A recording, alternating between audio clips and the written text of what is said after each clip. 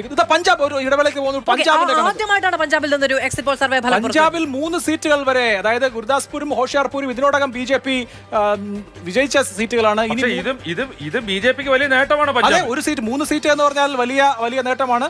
അവിടെ കോൺഗ്രസിന് 4 മുതൽ 5 ആപ്പ് അവിടെ പരാജയപ്പെടും, അല്ലെങ്കിൽ പിന്നോട്ട് പോകുമെന്നാണ്. അത് കോൺഗ്രസിന് 8 സീറ്റുകൾ,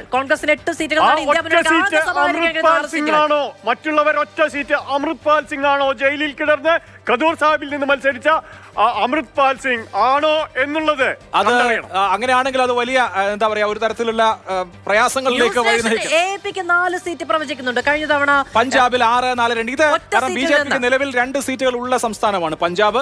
അത് അവര് നിലനിർത്താൻ സാധ്യതയുണ്ട്. പട്യാല അവര് മത്സരം കാഴ്ചവെക്കുന്ന അമരീന്ദർ സിംഗിന്റെ ഭാര്യ മത്സരിക്കുന്ന മണ്ഡലം പ്രതീക്ഷിക്കുന്ന സീറ്റാണ്. ഖണ്ടൂർ സാഹിബിൽ അമൃത്പാൽ സിംഗ്, വിഘടനവാദി നേതാവ്, ജയിലിൽ കിടന്ന് മത്സരിക്കുന്ന അദ്ദേഹം വലിയ തോതിൽ ഓളം ഉണ്ടാക്കുന്നുണ്ട്. അങ്ങനെയൊക്കെയുള്ള റിസൾട്ട് വരുമോ? കോൺഗ്രസിനും ആപ്പിന് 4 മണി. ഇന്ത്യ മുന്നണി മൊത്തത്തിലല്ല പ്രവചിക്കുന്നത്.